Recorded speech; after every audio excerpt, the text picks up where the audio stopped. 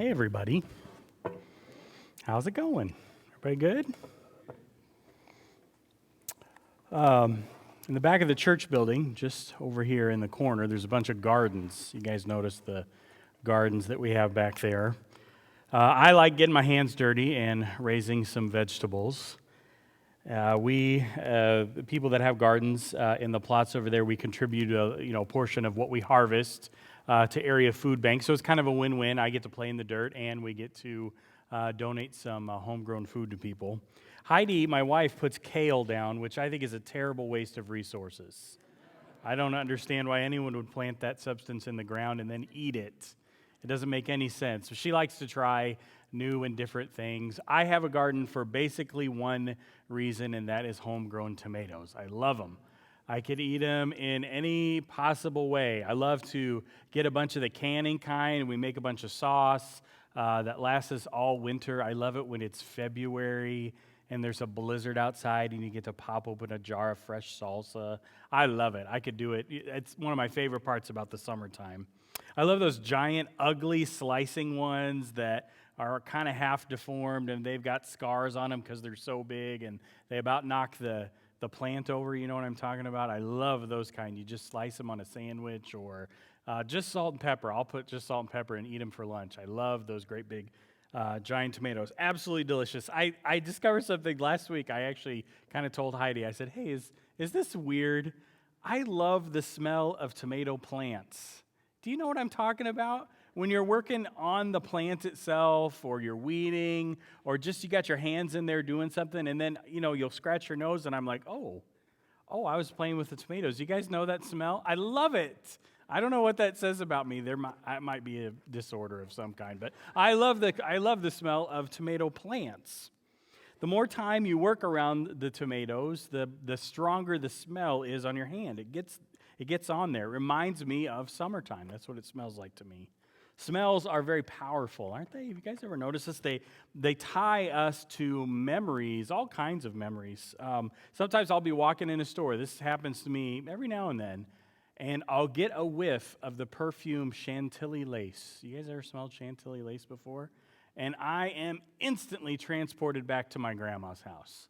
My grandma always wore Chantilly lace, and when I don't even know if I could describe the smell. I don't know if you told me what it smelled like. I don't know if I would recognize it, but as soon as I smell it, I'm just like, and it's almost like subconscious. You know what I mean? I don't even know that it's happening, but I am transported back to time spent with my grandma. I probably smelled a little bit like her after being around her. You know what I mean? The smell gets off on you. The Bible kind of talks about smells a little bit in the book of 2 Corinthians. I love this verse. It's kind of a head scratcher to me a little bit.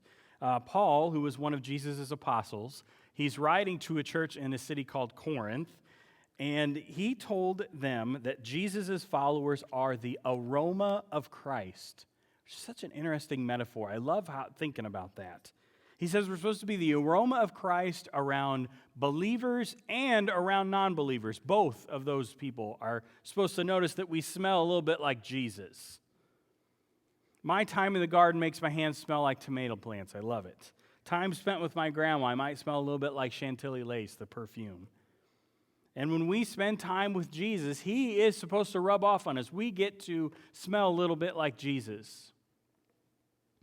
One of our goals in the Thrive plan that we've been talking about is to make mature disciples who are like Jesus in lots of different ways. Disciples is just a fancy word for a follower. And every one of us should be better followers today than we were last week and than we were 10 years ago. The smell of Jesus needs to permeate everywhere we go, whether we are here in this room with our brothers and sisters or we are outside of this building with people who don't yet believe in Jesus. Part of that smell, this is the hard part, is that we are like servants everywhere we go. It's not often in the Gospels where we get a little glimpse of what the disciples' lives were like before they met Jesus. We really don't have a whole lot of details about their lives at all. But we get a tiny little sneak peek in Matthew chapter 20. That's where we're going to be today for the first part of the sermon. If you want to open up your Bibles, that'll be in there, or you can look on the screen behind me. In Matthew chapter 20, James, John, and their mom went up to Jesus to ask a favor. I think that's so funny that the three of them. We get to meet James and John's mom just for a little bit. Matthew chapter 20, verse 20 is where we're going to be. It says, "Then the mother of Zebedee's sons," we don't even get to know mom's name, we just get to know who her husband and her kids were. "Then the mother of Zebedee's sons came to Jesus with her sons, and kneeling down, asked a favor of him. Him is Jesus. 'What is it you want?' he asked. She said, 'Grant that one of these two sons of mine may sit at your right hand, and the other at the left in your kingdom.'" I don't know why. In my mind, every time I picture this verse, I always picture mom going up to Jesus all by herself, kind of pulling him aside and saying, "Jesus, I have a favor to ask of you." But this time in my studies, I noticed that there's a very key phrase. Did you see it? She came to Jesus with her sons. So all three of them are standing there with Jesus, and mom's doing the talking. These are grown men. This is not going to be a good experience. You know what I'm saying? Not a good look for James and John. Her request is a doozy, isn't it? You get a ton of information in this little tiny request. We realize what James, John, and their mom thought that Jesus was here to do. They were thinking that Jesus was headed toward a political victory or a military victory, and every number one has to have a number two and a number three, right, at his side. "Hey, Jesus, if you don't mind, when you overthrow the Romans, can James and John's be number two and number three on your right and on your left?" Verse 22, "You don't know what you're asking," Jesus said to them. "Can you drink the cup I am going to drink?" "We can," they answered. Jesus said to them, "You will indeed drink from my cup, but to sit at my right or my left is not for me to grant. Those places belong to those for whom they have been prepared by my Father." Drink the cup is a metaphor. It means something. It's like saying, are you able to endure the things that I am about to endure? And all of us who knows what's coming for Jesus are saying, no, you can't.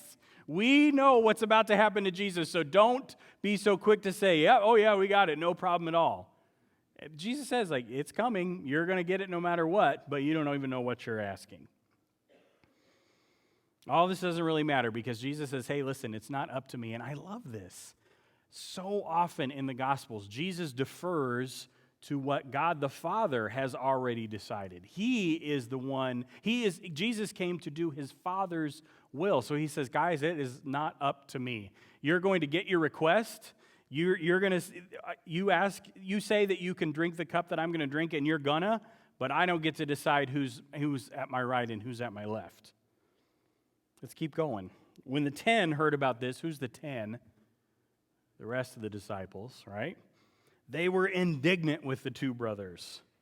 Jesus called them together and said, "You know that the rulers of the Gentiles lord it over them, and their high officials exercise authority over them. Not so with you. Instead, whoever wants to become great among you must be your servant, and whoever wants to be first must be your slave. Just as the Son of Man did not come to be served, but to serve, and to give his life as a ransom for many." Now we get to the nitty-gritty of what it means to be a disciple, don't we? Jesus uses the arrogance of the two brothers to kind of teach a lesson to the rest of the disciples. Take our local government officials or state officials or nation officials. They have power, don't they? They get to decide things. They make sure that we know that they have power, correct? And they use the power to make decisions and tell people what to do and make people do things they don't want to do. But the disciples, these 12 disciples, but also us, the disciples, we are supposed to be very different. God's kingdom does not work like that. It's upside down, isn't it? If we want to be important in God's kingdom, well, you've got to be a servant, a slave, actually. That is not a nice word. That is not something that we advertise to people on their very first Sunday. Welcome to Central Christian Church, where we all get to be slaves, right? Slaves do not have rights. There aren't any. Slaves do not get to have opinions and preferences. Slaves don't have a will other than what their master tells them to do. That's their will. Slaves don't get to say things aren't fair, or they're tired, or their back hurts from working too much.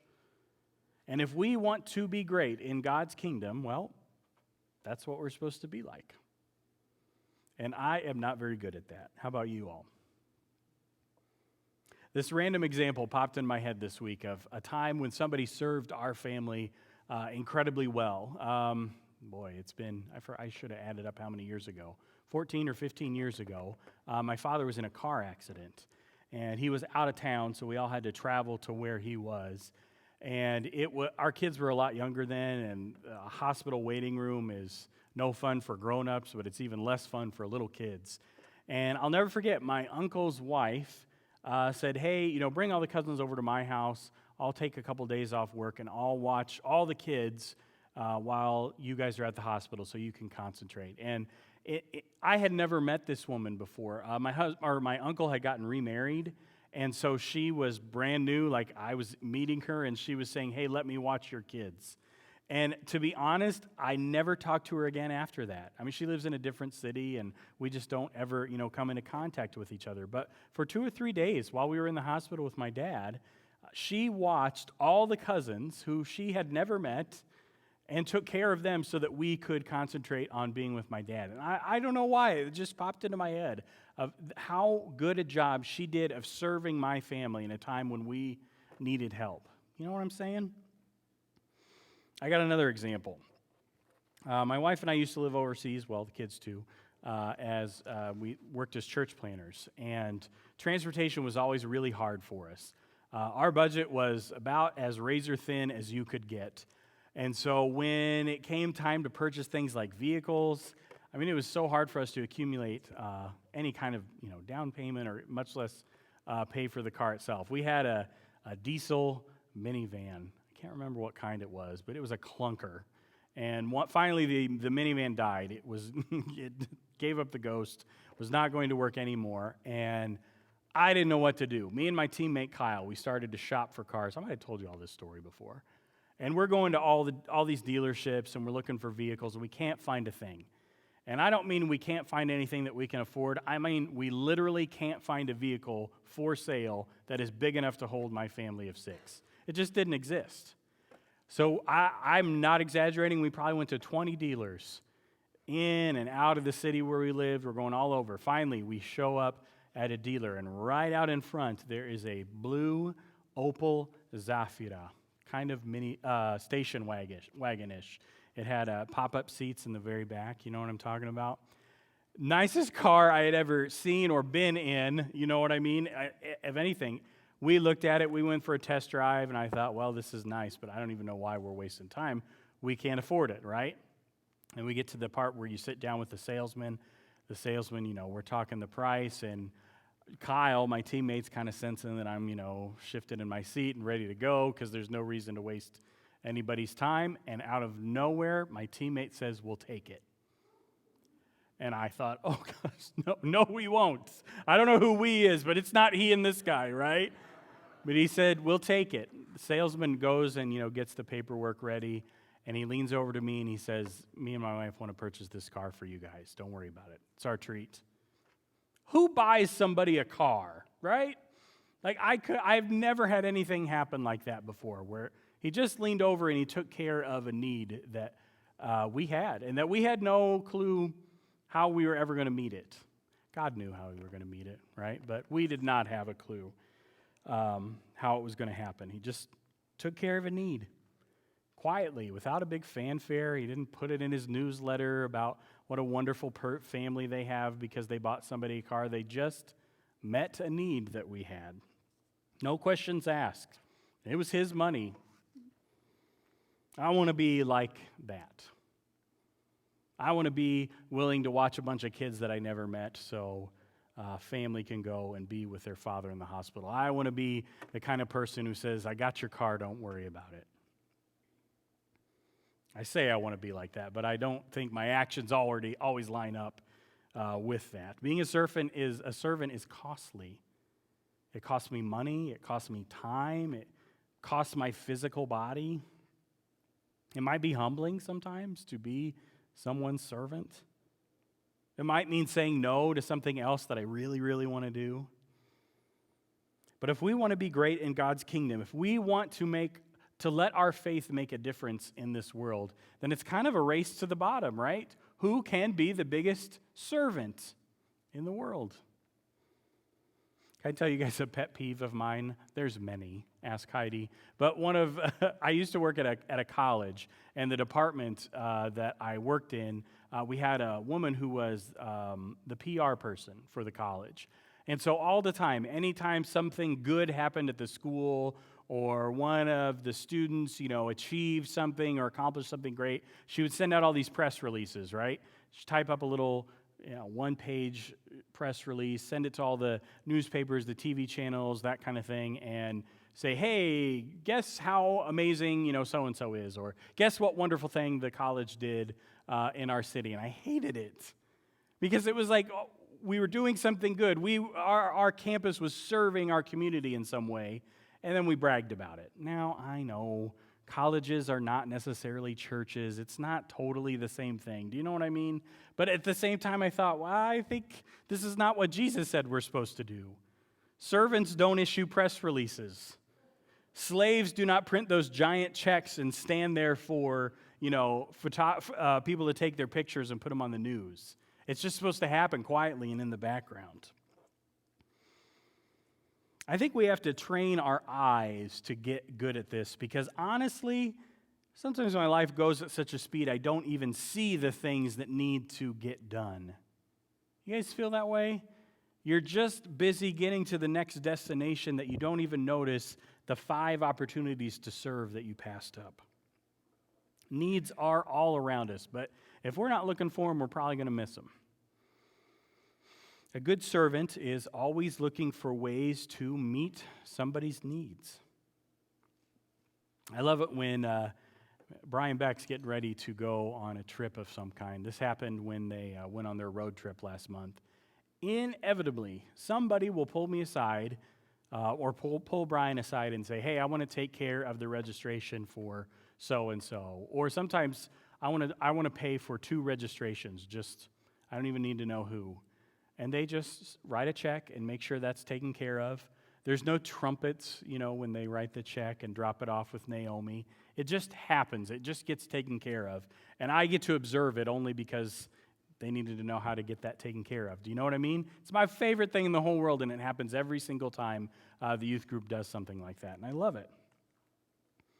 Nobody ever asks, saying, hey, we help pay for a kid's registration. It just gets taken care of. There's guys that stop by the church in the middle of the week and fix something that they notice was broken. Nobody asked them to fix it. If I didn't happen to walk by them when they were fixing it, nobody would ever even known they were here. They paid for the parts. They brought their own tools, and it just got fixed. They served the Central Christian Church family well. How are you doing with that? How are you doing with being a servant? If we're not intentional about being a servant, chances are it's not going to happen. It is unnatural for us to behave like servants. It's way too easy to get busy doing other things. How tuned are our eyes to recognizing the needs that exist in the church and outside the church? If you're 80, there's ways to serve. If you have a family with little kids, there are ways to serve. If you are in the youth group, there are ways to serve. A while back, an opportunity to help somebody kind of fell in my lap, but it was the evening. And I had already had dinner, and Franny and I were thinking about watching some kind of movie on Netflix. And somebody called and said, hey, I need help with this. And boy, I didn't want to go. I don't think I was quite in my pajamas, but I was headed that direction. And it was something that I knew wasn't going to be super time-consuming. And there was a part of me that thought, well, spending time with Francesca is important. That's true, right? Spending time with our kids is important. But spending time with our kids while serving somebody in need is even more important. And I don't know, I think the Holy Spirit kind of whacked me upside the head and said, Brian, go and take care of this need. And then take Franny for ice cream afterwards. That's what we did. I don't always say yes to those opportunities when they land on me, when they're inconvenient or, when it's not super planned into my schedule way in advance. Harvey Lehman, you guys know Harvey? Sometimes he calls the church, calls me because he needs a ride to an appointment. You guys know that his wife had a stroke many years ago, and getting her in the vehicle, especially when the appointment isn't for her, is such an ordeal. I mean, I can't even tell you how difficult that is just if you had to go to the store to buy a loaf of bread, much less a medical appointment. So sometimes he calls me and he says, hey, would you mind, taking me here and there or whatever. And he called on a day when I just couldn't. I was booked up solid the exact time when he needed something. So I sent out a message to a couple guys and like, hey, no clue if anybody's available. It's the middle of the afternoon, but if you're off today, could you help Harvey get to the dentist I think we took him to? And I will never forget, just yesterday, a young guy in our church, he said, yep, I'll go, no problem. And then yesterday I found out that he took his kids with him. And I thought, ooh, boy, you made that more complicated. You know what I mean? Now you've got Harvey and the kids in the car while you're waiting for the appointment to happen. But after I went home and I thought about it, and I thought, nope, that is the exact right thing he should have done, right? Pile the kids in the car and introduce them to Harvey. He get to meet a cool old guy, right? And the kids get to see Dad putting somebody else's needs before their needs. I thought that was a really, really good thing for him to do. Was it convenient? Nope. Was it probably a little irritating? Yes. Do kids lose their patience in that kind of environment? Yep. But was it the right decision? Yep. I think it was. There are ways for busy people to serve in God's kingdom. And our kids need to see us making time to serve others. Maybe sometimes they need to see us not putting them in position number one in our lives. Do you know what I mean? That they need to know that there's other stuff happening in the world that we need to be a part of. They need to see us quietly serving people, not making a big fuss about it. They need to know that God's kingdom is more important than soccer or dance classes or any of the other things that we put as very important. The choice is going to cost us something. And if it doesn't cost us anything, it probably isn't serving at all. It might be more of a press release that we created for doing something good. So do we have the aroma of Christ? It's kind of a different metaphor, but I really like it. Do you smell like Jesus? Have you been around him enough for his odor, who he is, to rub off on you and cause you to serve people the way that he did? Do people inside the church look around at everybody else? Do they think that you smell like Jesus because of how you act and how you serve? If our church is going to thrive, we have got to do a great job of this. We should have contests to see who can outserve each other. When given the opportunity to serve somebody else, we should jump at the chance. And let me give you a word of caution. This is a hard one for me. Don't just write a check when you hear about a need. That is the easiest thing that we can do, which seems counterintuitive, doesn't it? I mean, money, we've all got a limited amount of money, but we even have less time. Writing a check is really the easiest way for us to meet a need. Serving someone with our time is the hardest.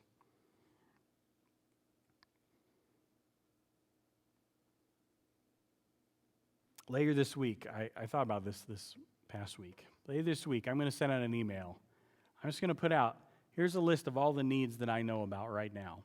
It's going to be central needs. It's going to be outside the church needs. I'm going to send it out to everybody in the room. And you just decide, how is it that I can get these needs met? You don't got to tell anybody. I'm not going to publish a list of all the great things that Larry did this week and what a wonderful person he is. It's going to be anonymous. I'm going to send out a list of needs, and we're going to see what we can get taken care of. It's kind of my favorite. It's one of the favorite parts of my job. I hear, people call me, hey, I got this need. And then I sit there at my desk, and I go like this, and I go, how can we figure that out? And then I call somebody, and that somebody says, oh, yeah, I can do that. And I go, yes. I connected somebody. Get it? That's my title. See, connections minister. It's my favorite thing to do in the whole world. All I did was make a phone call, and we have a need in the community, and I found somebody that can meet it. It's good stuff. So if you respond to my email, I'll have a great week. There's a second part of smelling like Jesus. We're supposed to smell like him when we're outside of this room with the world, with people who don't believe in Jesus and aren't following him. Do people outside the church, what do they think you smell like? Do you smell like Jesus? Can they tell that you have spent time around him? This is a little harder, I think. Are we willing to be a servant to people who aren't yet following Jesus? Are you willing to serve your one person? To introduce them to Jesus by how you act around them, by the way that you take care of their needs? What do we do if that person thinks differently than we do? What if they vote differently than we do? What if they feel differently about abortion or LGBTQ issues? What do you do then? Do we serve them? What if they're an atheist? What if they're woke? What if they watch the wrong news channel? What if they love whichever president you don't like at all? What if they're a bad neighbor? What if she's a terrible boss or the most annoying coworker that you have? What if they're your teacher and they treat you unfairly? Are there any escape clauses that Jesus listed that if so-and-so is like this, if they voted for the wrong person, well, then you don't have to serve them anymore? You're off the hook. There are not. We serve people that are unlike us because it's good for us. And it's because it's what Jesus did. He is the ultimate example of servanthood, and it took him all the way to the cross. That's how far his service went, to death. So do we get to stop serving when it's inconvenient or when it costs us? I don't think so. The way that we serve people outside the church could be the very way that they meet Jesus for the first time. They meet him because you smell like him. Do you think that our church will thrive if we do a good job of this, of smelling like Jesus when we are outside of these four walls? Isn't this one of the biggest parts about being Jesus' disciple? I don't want us to get overwhelmed. I preach a sermon like this and I think, I have to serve everybody? Everybody? How do I do that? How could I possibly meet all the needs that there are to meet? That just the ones that I know about. How can I serve the entire world? I can't. You can't. But I can serve the people in the circle that God has placed in my life. I think about the people that you know, coworkers, just people that you bump into on a daily basis. God put those people in your life for a reason. He is waiting for you to smell like Jesus to them. I stole some ideas, some practical things. Sherm gave me some notes for this sermon, and I just copied and pasted what he had because I thought what he had was really practical and helped me take a little bit of a breath when I thought, how am I supposed to meet these needs? Number one, serve somebody who can't serve you back. That's a good one. Service in God's kingdom isn't I'll scratch my back, you scratch yours. Or I didn't say that right. I'll scratch your back, you scratch mine. Is that right? Yes, that's the one, right? That is not what servanthood in God's kingdom is. It is not to be reciprocal. It's one-directional. 2, perform an act of service that no one will ever notice. Take care of something that nobody knew needed to be taken care of. Number 3, find something that needs to be done that others have overlooked, which happens. And then do it without saying anything negative about those people who passed it up. That's a hard one. I can't believe nobody noticed this piece of trash in the hallway, right? Just take care of it and don't worry about it. Number 4, keep a right heart by remembering that service isn't for you. If you gain anything in your act of service, we're probably not doing it right, are we? To finish this morning, I'm going to end with a beautiful example of what it means to be a follower of Jesus. We're actually going to watch what Jesus did. His probably ultimate lesson, his ultimate object lesson that he had when he taught the disciples what it means to serve. It's straight out of John chapter 13. I'm just going to conclude by reading that passage. I think sometimes the act of service that Jesus performs in this story is a little hard for us to relate to because we don't do it at all anymore. It is just culturally not something that happens in our world.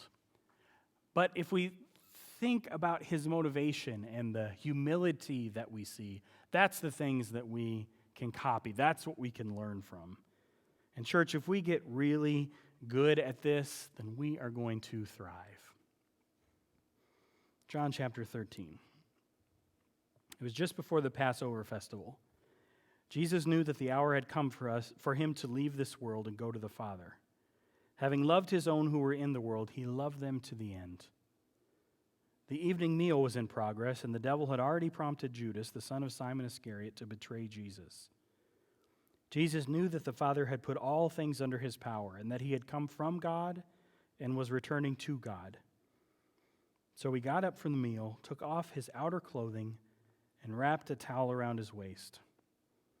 After that, he poured water from a basin and began to wash his disciples' feet, drying them with the towel that was wrapped around him. He came to Simon Peter, who said to him, "Lord, are you going to wash my feet?" Jesus replied, "You do not realize now what I am doing, but later you will understand." "No," said Peter, "you shall never wash my feet." Jesus answered, "Unless I wash you, you have no part of me." Then Lord, Simon Peter said, "Not just my feet, but my hands and my head as well." Jesus answered, "Those who have had a bath need only to wash their feet. Their whole body is clean. And you are clean, though not every one of you." For he knew who was going to betray him, and that was why he said that not everyone was clean. When he had finished washing their feet, he put on his clothes and returned to his place. "Do you understand what I have done for you?" he asked them. "You call me teacher and Lord, and rightly so, for that is what I am.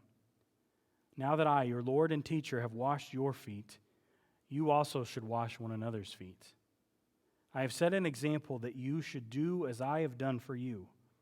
Very truly I tell you, no servant is greater than his master, nor is a messenger greater than the one who sent him. Now that you know these things, you will be blessed if you do them." Let's pray together. Father, I ask that you would help us to serve people in the way that Jesus served people, in a absolutely selfless, sacrificial way, self-sacrificing way. Father, help us to have the eyes of your Son. I pray that our minds would be attuned to the Spirit whenever he places, kind of prompts us to serve in some way. I pray that we would listen and obey. Father, so often we just get busy and we go about our day and we forget about the number of needs there are to meet. But I pray that we would have kingdom eyes this week, and that we would serve people very well. I pray especially that we would serve people outside of this room, people who are not followers of you. God, may we be your ambassadors. May we bring people into your kingdom because of the way we treated them. Thank you, Father, for using us, broken and goofy and messed up as we are. I pray in Jesus' name, amen.